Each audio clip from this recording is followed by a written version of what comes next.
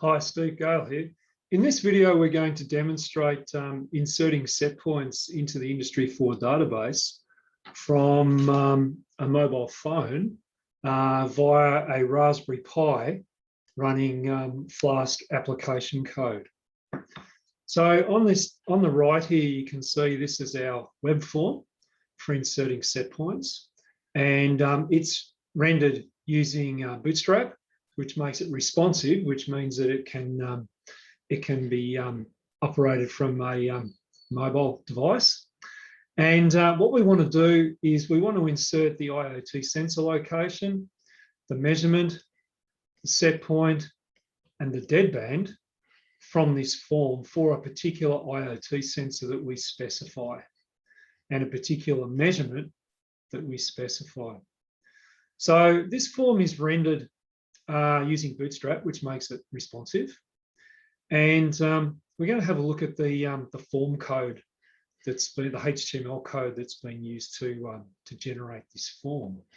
So over here, you can see that we're including a header, and we're also including a footer. So let's go and have a look at our header and our footer code.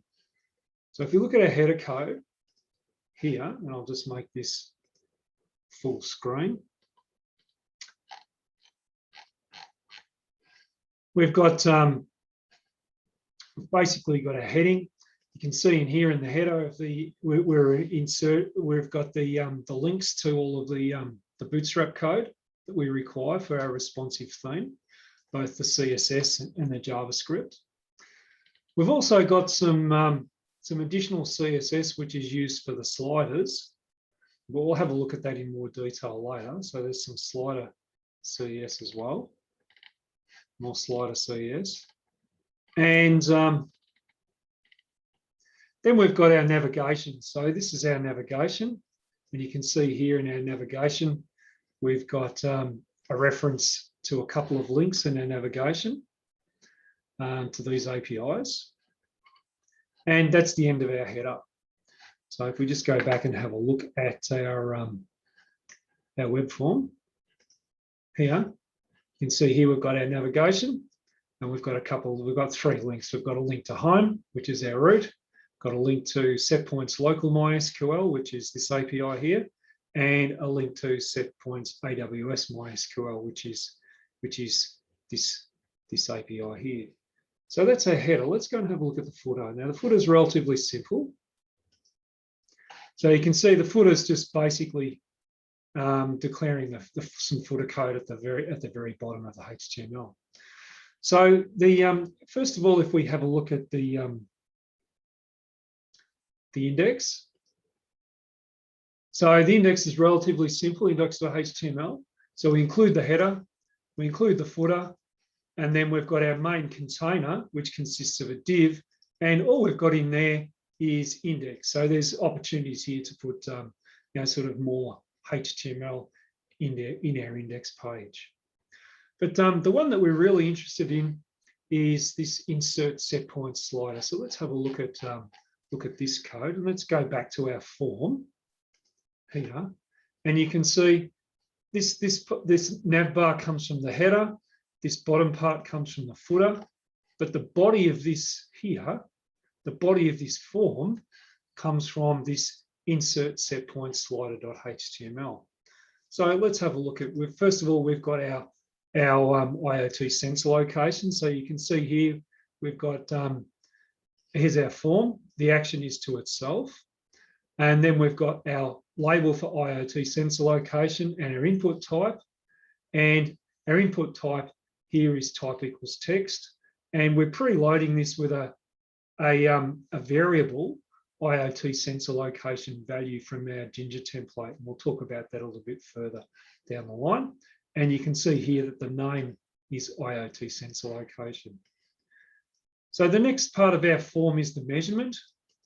And you can see we've got the label for, split my screen, the label for measurement here. So we've got the label for measurement, and we're pre-populating that as well. So here's our label for measurement, And here's our ID equals measurement. So this is our form element. We're pre-populating this with a value, which is again sourced from Ginger template data, which we'll talk about later on. And the name is measurement. The next thing we're providing is a value, and this is the actual value associated with the set point. And you can see here we're just using a span tag for this, but we've got a form label just so it looks consistent. And what label is value, and we're pre-populating that with a Ginger value template variable. Then the next thing we've got is our set point and our deadband. Now these are implemented using sliders. So you can see here we've got the standard form thing commented out, but in its place we've got this slide container. And with the slide container, we specify a minimum value. So this is our minimum value. You can see the minimum value is 10. So that would be populated with a minimum value, which in this case is 10. And then that goes up to a maximum value. So you can see here, this is our maximum value here, which is obviously 30. And then the value, the pre-populated value is actually the set point value. So we preload this with a particular value, which is the value of our set point. And that's done through Ginger template data. And then we've got our class slider, which has an ID of set point and a name of set point. So when we submit the form, the value associated, the actual value that's set by the slider, in this case, it would be 24. So that value would be replaced with 24. That gets sent as a to the server side to pick up that new set point value. And that's similarly the same with deadband. So with deadband here, we've got a slider for our deadband. We've got a pre-coded, hard-coded minimum value for our deadband, minimum 0. And maximum value, you can see here, is 10. So that's our maximum value. And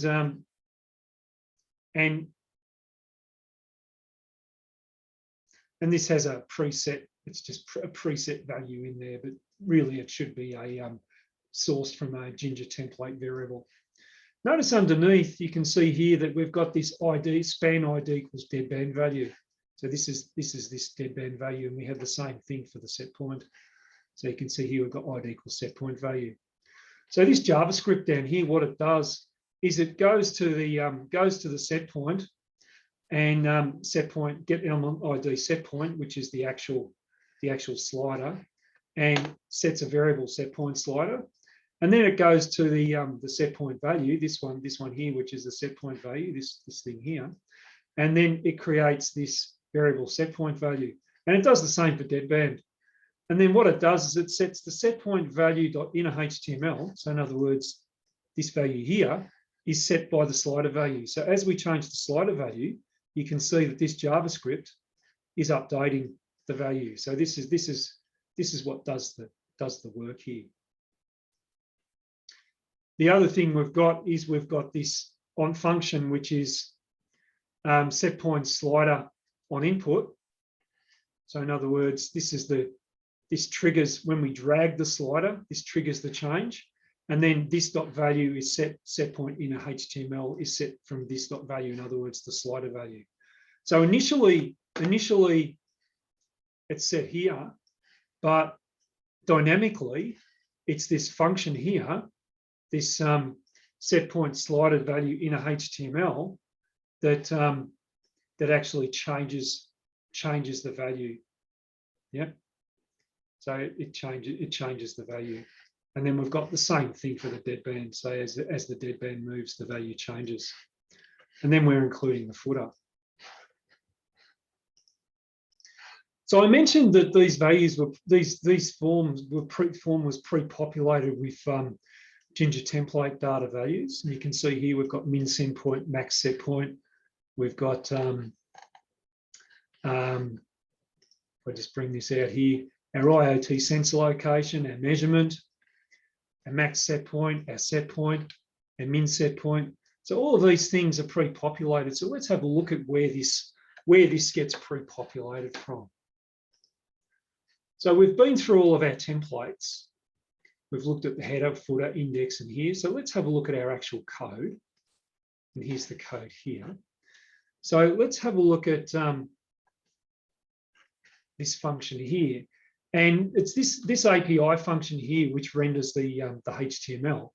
And oops, sorry, not that one, this one here. It's this function here which renders the HTML of the Setpoint insert Setpoint slider. So down the bottom here, you can see here we've got some template data. And here what we're doing is we're setting the value, we're setting the IoT sensor location, the measurement, the set point, the min set point value and the max set point value. And then when we call insert setpoint slider.html, in other words, we call this HTML, we pass in this template data using render template.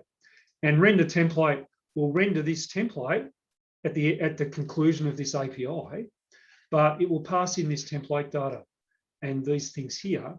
And when we go into here, you can see that here we're picking up that IoT sensor location value, we're picking up that measurement value, and we're populating the value attribute of the input form. So in other words, we're pre-populating that form with values. We've got the label for value, which is populated with the value, min set point, max set point, and set point. So if I go back to here, you can see here that when I load this form, it's pre-populated. So if I was to do a reload here, or load it from here, you can see here that it's pre-populated with some values.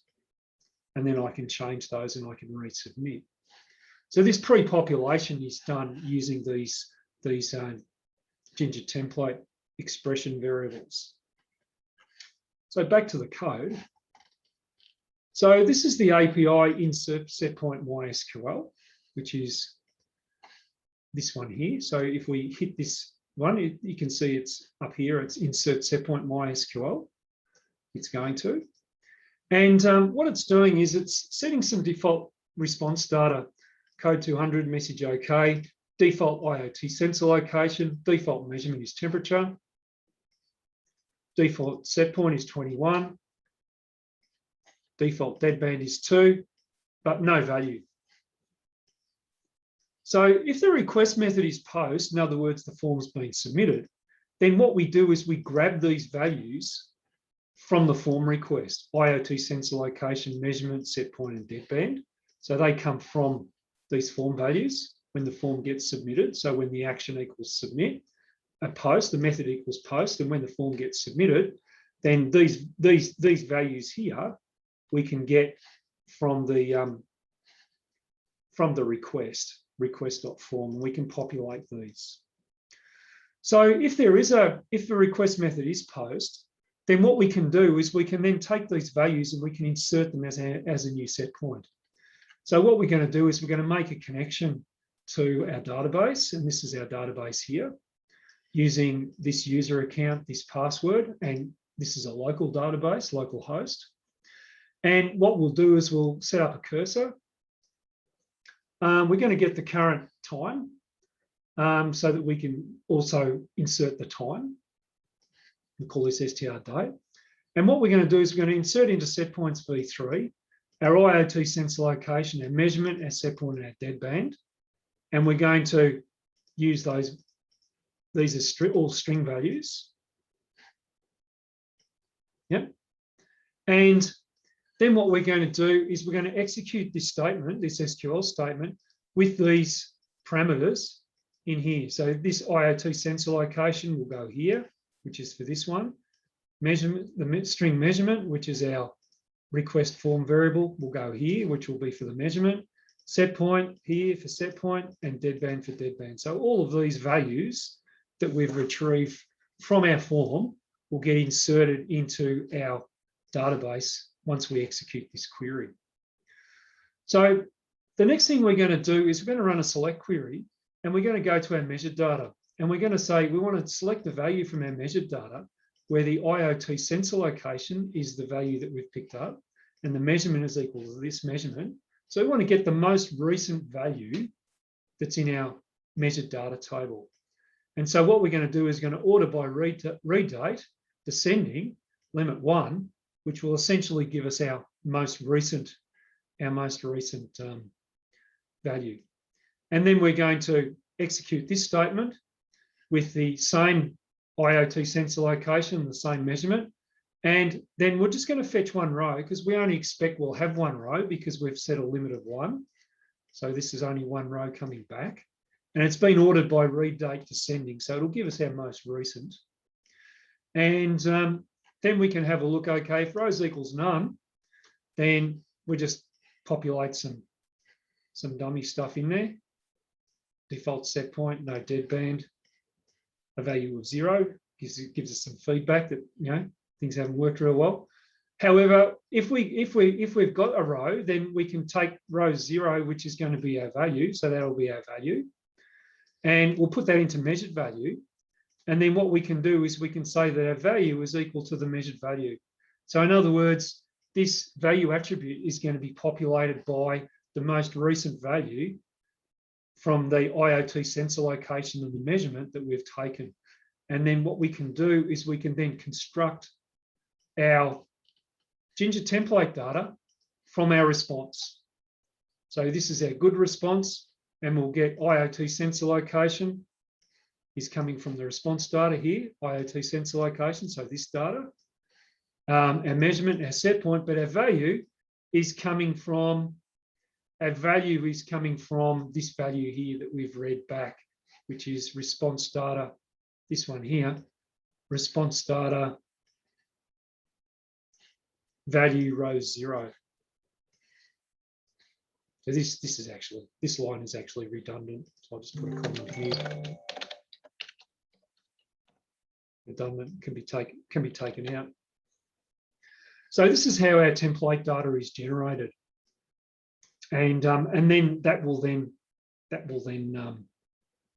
be used to populate the form with the data. So let's have a look at this. So if I go and bring up my thing here, so I'll go to here, and notice here that when I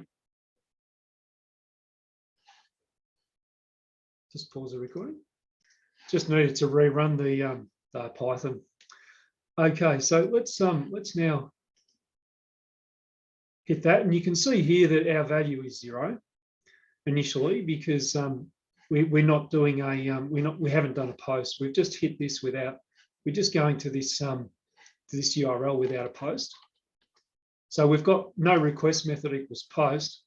So we're using this response data, which is the setpoint 21 deadband 2 and a value of 0, and this IoT sensor location. So this is our default response data that we can rep if there's no post. Yep. So what I'm going to do is I'm going to set a set point of, I don't know, set a set point of 11, deadband of 9. And when I submit this, what it should do is it should provide me with a new entry in the database for this. Actually, I'll change this to a unique value. 131.13210, 11.8, but I won't have a value associated with that, but that's okay. That'll just show that we can insert a new set point. So I'll submit this, and it comes back with a value of 0 because there is no value in the for this IoT sensor location. So what it's done is it's got rows equals none, and it's come back and it's given me that that value of 0 because it hasn't found that one in there. So what we can do is we can go and have a look at the database. Oops. So just go and look at the database. So look at set points, and we'll look at the most recent set point, which will be in here. And this is the one that we've just inserted. So our IoT sensor location was 13113210, temperature, set point of 11, deadband of 8. That was right, wasn't it?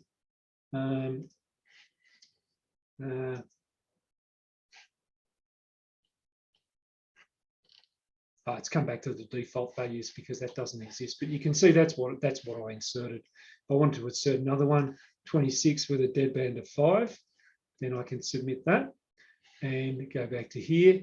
Oops, go back to here and rerun this query. go to our second page. And you can see here I've got 26 and 5. So it's inserting okay. But the thing is that if I go to measure data, I don't have any measured data. I don't have any measured data for that set point. So let's take this one here, 13111112, where I've got some measured data, and you can see here I've got a temperature of 29.43. So if I go back to form, go back to the form, and it was 13111112. Copy that.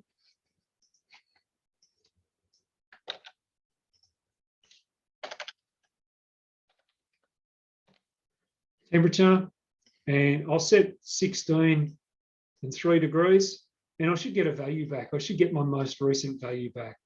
So, and you can see here I get the value back 29.43. So because there was some measured data for this particular set point, okay, so when I go to this set point here, this set point has some measured data.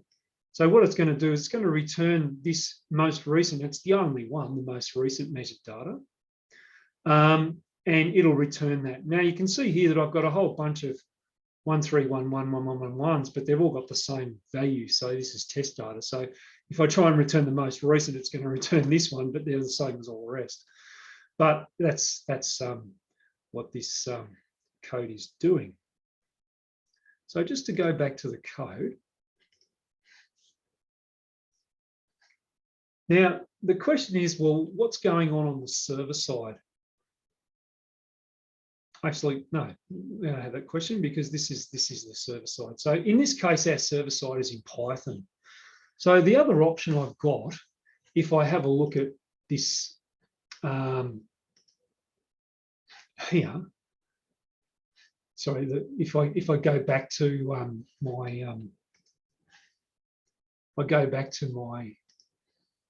my home, I've got two options. I've got Setpoint's local MySQL, and I've got Setpoint's AWS MySQL. So if I go to Setpoint's AWS MySQL, then essentially the code is almost identical with a few subtle changes. We use the same form, and we use the same template variable. So all the form information is exactly the same, but the API code is slightly different. So let's have a look at the different API code. So in the case of this API,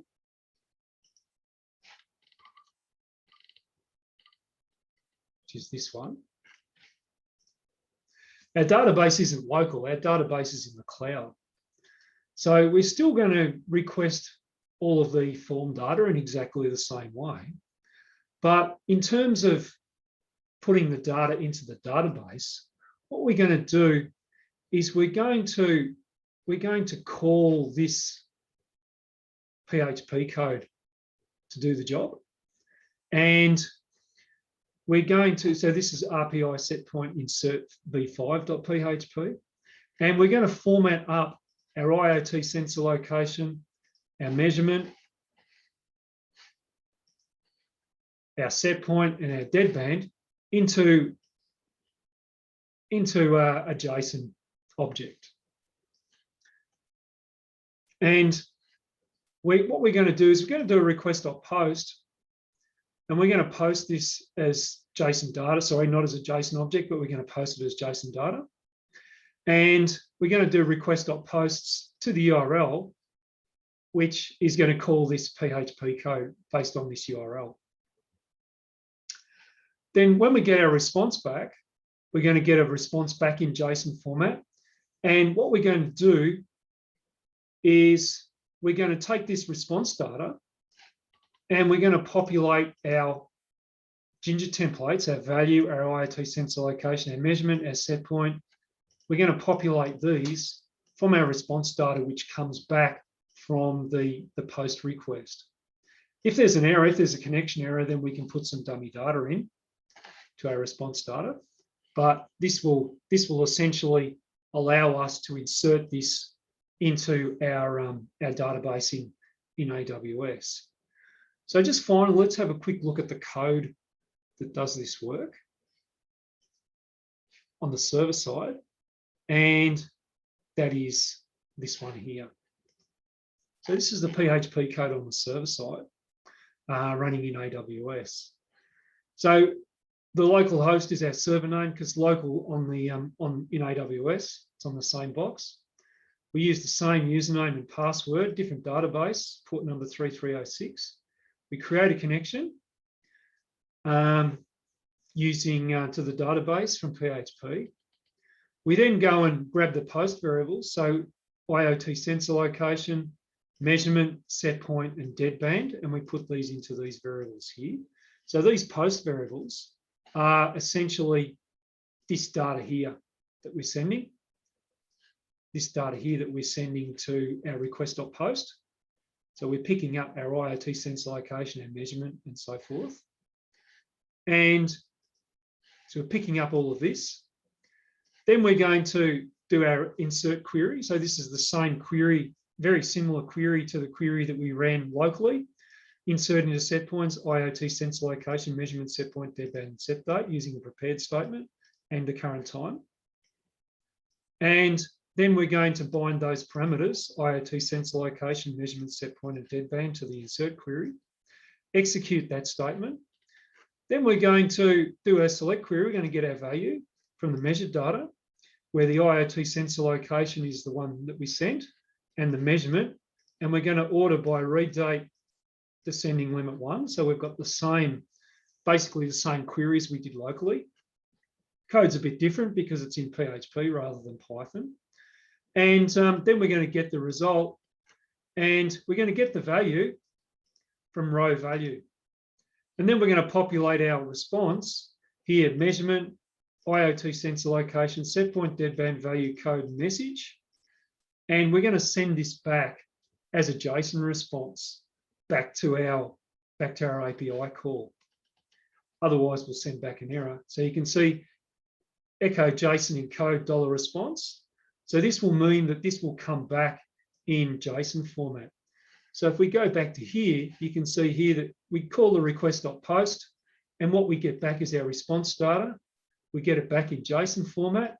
Then we populate this response data into our Ginger template. So this is the stuff that's come back from here.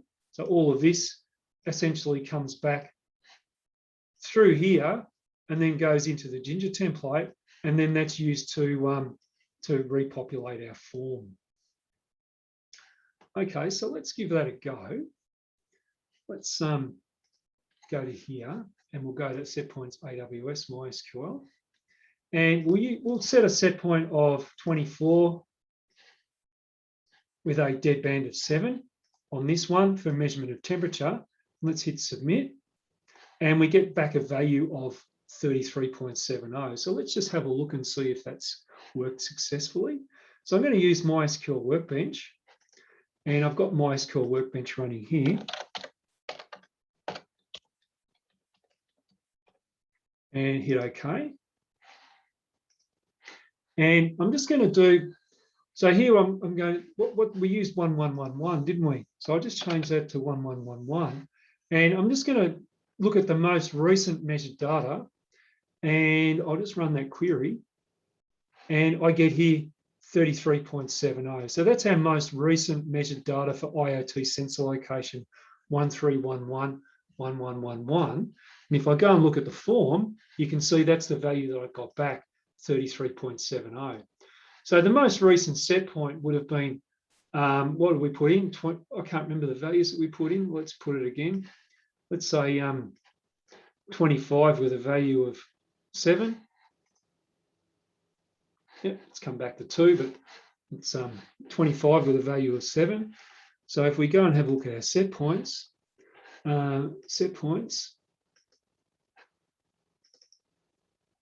and do a select rows, and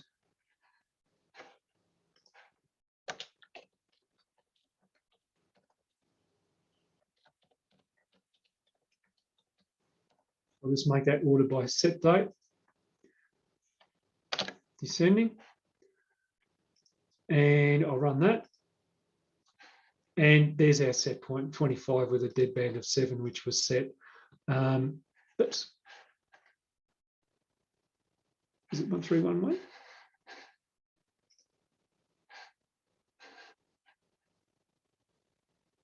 Yeah. Yep.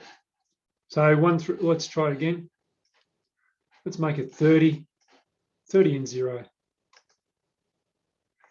And then go back and run that query again.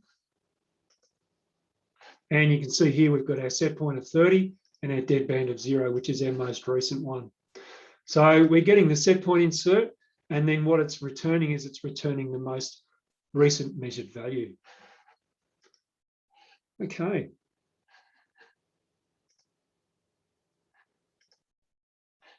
Okay, so that's pretty much everything that I wanted to demo. I hope this demo has been helpful. Thanks for your time.